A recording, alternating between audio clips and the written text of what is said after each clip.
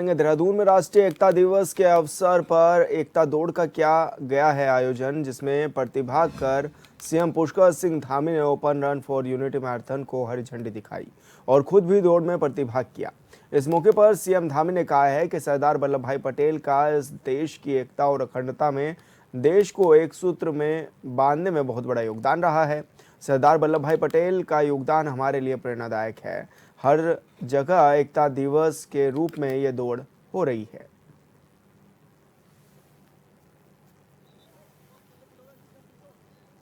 इस देश की एकता और अखंडता में एक देश को एक सूत्र में बांधने में बहुत बड़ा योगदान उनका रहा है और इसीलिए रन फॉर यूनिटी एकता दिवस के रूप में इसको हमारे प्रधानमंत्री जी ने 2014 के बाद मनाने का और लोगों के ध्यान में लाने के लिए इस दिवस को एक एकता दिवस के रूप में मनाने का जो निर्णय किया, उससे निश्चित रूप से हमारी नई पीढ़ी की जो सरदार पटेल का आज़ादी से पहले और आज़ादी के बाद जो महत्वपूर्ण योगदान रहा वो हम सब के लिए बहुत ही प्रेरणादायक है और विशेषकर हमारी नई पीढ़ी के लिए कि उन्होंने इतना बड़ा योगदान देके देश के अंदर जो अलग अलग रियासतें थी उन सभी रियासतों को एक सूत्र में बांधकर भारत में जोड़ने का काम किया था और इसीलिए आज एक भारत और श्रेष्ठ भारत है, उसको आगे बढ़ाने का काम हमारे प्रधानमंत्री जी के नेतृत्व में हो रहा है। हर जगह एकता दिवस के रूप में आज ये दौड़ हो रही है और निश्चित रूप से जितने भी हमारे महापुरुष हैं उन महापुरुषों का जन्म दिवस हमको ये याद दिलाता है, स्मरण कराता है कि हमको अपने जीवन में समाज के लिए और देश के लिए सबसे पहले जो हमसे हो सकता है हमें करना चाहिए। दीपावली पर्व में स्थानीय लोगों को किसी प्रकार का कोई खतरा ना हो, उसके लिए देहरादून की मित्र पुलिस एक्शन मोड में नजर आ रही है। इस बात पर देहरादून के एसएसपी अजय सिंह ने कहा है कि दिवाली के महीने में कई पावन पर्व आते हैं, जिसे देखते हुए पलटन बाजार और अन्य मुख्य बाजारों वाली जगहों पर हम पुलिस की पैदल गश्त करा रहे हैं ताकि ईव चेंजिंग जैसी घटनाएं ना हो सके। साथ ही उन्होंने कहा है कि बाजारों में पिंक बूथ स्थापित किए गए हैं ताकि किसी महिला के साथ कोई छेड़छाड़ भी ना हो। देखिए, ये जो पर्व है दिवाली का पर्व, साथ ही साथ इस माह भी बहुत सारे ऐसे पर्व रहते हैं जो त्योहारों के लिए फेमस है। तो इस कारण से जो खासकर हमारे पलटन बाजार हो या और भी मार्केट्स हैं, मॉल्स हैं, इसमें काफ़ी भीड़ देखी जा रही है। खासकर महिलाएं, बच्चे इसमें ज़्यादा देखा मार्केट में। तो इसलिए पैदल गश्त को ज़्यादा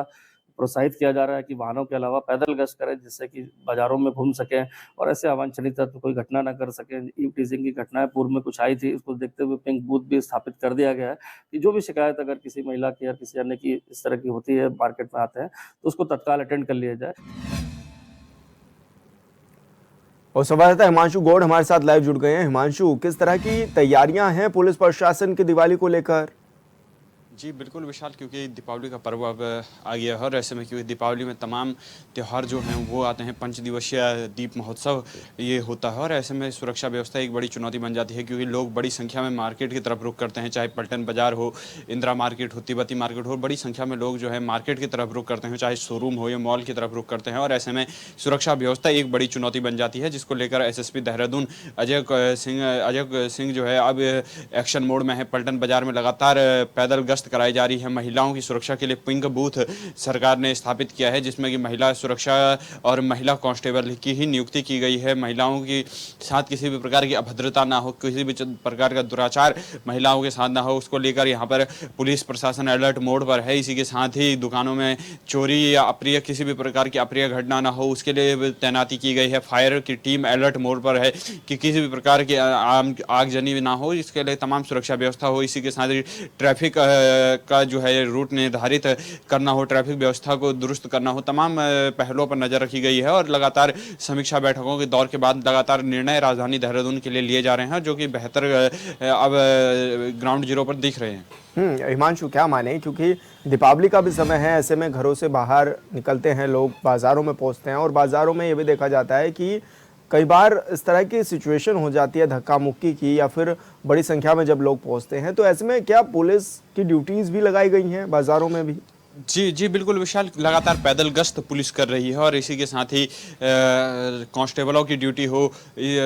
पुलिस वैन की तैनाती हो, भीड़ भाड़ वाले इलाकों में अत्यधिक पुलिस बल की तैनाती हो, सीसीटीवी कैमरा के माध्यम से निगरानी रखना हो, ड्रोन के माध्यम से निगरानी रखना हो, चालानी कार्रवाई हो, तमाम इसी के साथ ही पटाखे के लिए अलग मार्केट उपलब्ध कराना हो, साज सज्जा की सामानों के लिए अलग मार्केट उपलब्ध कराना हो, तमाम व्यवस्थाएं जो हैं वो पुलिस प्रशासन कर रहा है और हर पहलू पर यहाँ पर जिलाधिकारी देहरादून के निगरानी में ही समीक्षा बैठकों के दौर के बाद तमाम निर्णय लिए जा रहे हैं और जिनको धरातल पर उतारा जा रहा है। हिमांशु, क्योंकि आगजनी की घटनाएं भी कई बार बढ़ जाती हैं दीपावली के मौके पर, ऐसे में क्या माने कि अग्निशमन की इस दौरान की कितनी तैयारियां हैं, क्या कुछ व्यवस्था इस बार रहने वाली है, क्योंकि देहरादून में कई सड़कें भी ऐसी हैं जो कि काफ़ी संकरी हैं। जी बिल्कुल विशाल, आगजनी की घटनाओं से बचने के लिए राजधानी देहरादून में इस बार पटाखों को जो है गली या मोहल्ले की जो दुकानें हैं वहां पर पटाखे बेचने पर पूर्णतः पाबंद लगा दिया गया है। पटाखों को बेचने के लिए पटाखों की एक अलग मार्केट खुले स्थानों पर लगेगी। जैसे हम बात करें राजधानी देहरादून में तो पटेल नगर में जो ग्राउंड SGRR का है वहाँ पर खुले स्थान पर पटाखों की मंडी लगेगी, जिससे किसी भी प्रकार की अगर आगजनी होती है तो खुले स्थान पर लोग सुरक्षित भाग सकें। इसी के साथ ही छोटे स्थानों के लिए फायर ब्रिगेड की टीम ने बुलेट के माध्यम से सिक्योरिटी हो, बड़े स्थानों पर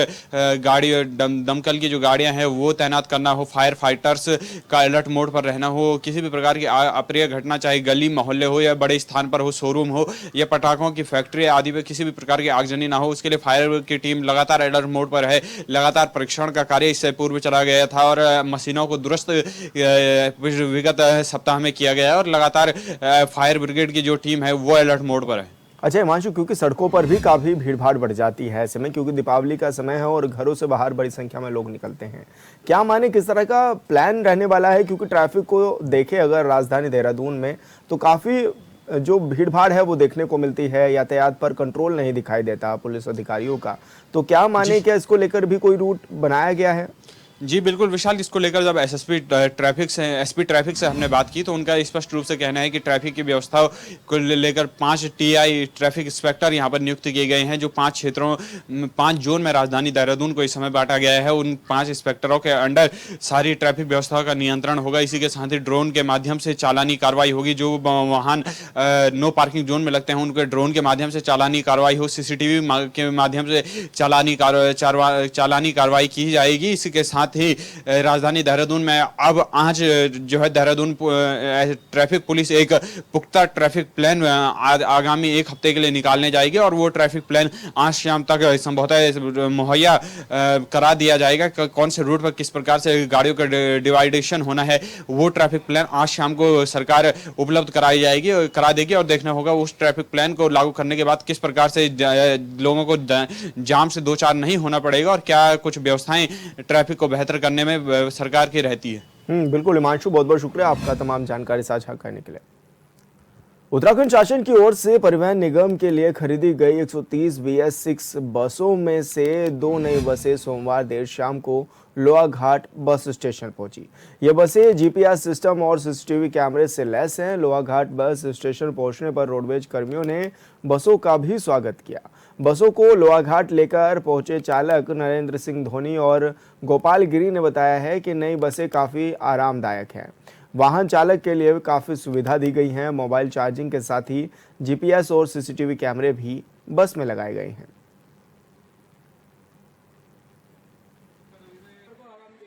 थकाई भी नहीं लग रही उतना मतलब ठीक है। डिग्गी का फॉल्ट है इसमें, जैसे पहाड़ की गाड़ियां हैं तो सवारी सामान भी कहाँ रखेगा। अब डिग्गी में देख रहे हैं कि चीज बढ़ा दिया है और छत है नहीं गाड़ियों में, सामान लेकर यात्री लाए तो रखेगा कहाँ वो, बहुत परेशानी है उसके लिए। फैसिलिटी इसमें तो GPS लगा है, अंदर कैमरे लगे हैं,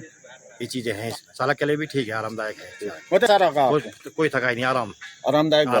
चीज तो इसमें डिग्गी नहीं है। डिग्गी है तो उसमें चेचिस बाहर को आया है, यात्री सामान भी रखेगा तो कहाँ पे रखेगा। न छत है, सुविधा GPS लगा है, ठीक है। बस में डिग्गी की वो लग रहा फॉल्ट है और छत होना चाहिए, यात्रियों का सामान नहीं आ पाएगा इसमें। पुलिस कप्तान पौड़ी लोकेश्वर सिंह ने जिले के सभी थाना प्रभारियों को आगामी त्यौहार धनतेरस, दीपावली और भैया दूज को लेकर अपने अपने थाना क्षेत्र में कानून और शांति व्यवस्था को सुदृढ़ बनाने के लिए पीस कमेटी और सीएलजी मेंबरों की बैठक लेने के लिए निर्देश दिए हैं, जिसके तहत थाना रिखनी खाल पर अध्यक्ष संतोष पैथवाल ने सीएलजी मेंबर, गणमान्य व्यक्तियों और पीसी कमेटी के साथ स्थानीय व्यापारियों की बैठक ली। आयोजित बैठक में त्योहारों को हर्षोल्लास और सौहार्दपूर्ण ढंग से मनाने को लेकर सभी से अपील भी की गई है।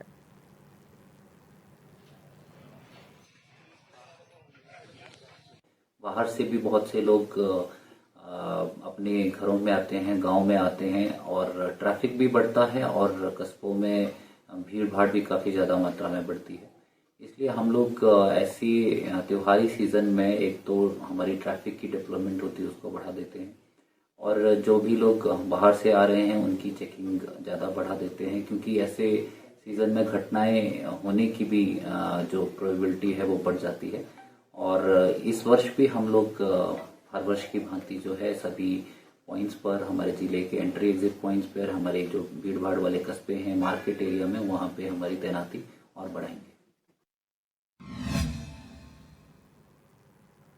राज्य महिला आयोग की अध्यक्ष कुमशम कंडवाल ने पौड़ी गढ़वाल के दौरे के दौरान जिला कारागार का निरीक्षण किया, जहां उन्होंने महिला बंदियों को मिलने वाली व्यवस्थाओं और सुविधाओं का भी जायजा लिया है। साथ ही आयोग अध्यक्ष ने महिला कैदियों की समस्याओं को भी सुना। निरीक्षण के दौरान महिला कैदियों से बातचीत करते हुए उन्होंने कहा है कि उनका यहां आने का केवल एक ही उद्देश्य है कि मैं महिला बंदियों की समस्याओं से रूबरू हो सके और उनकी समस्याओं का निवारण कर सके।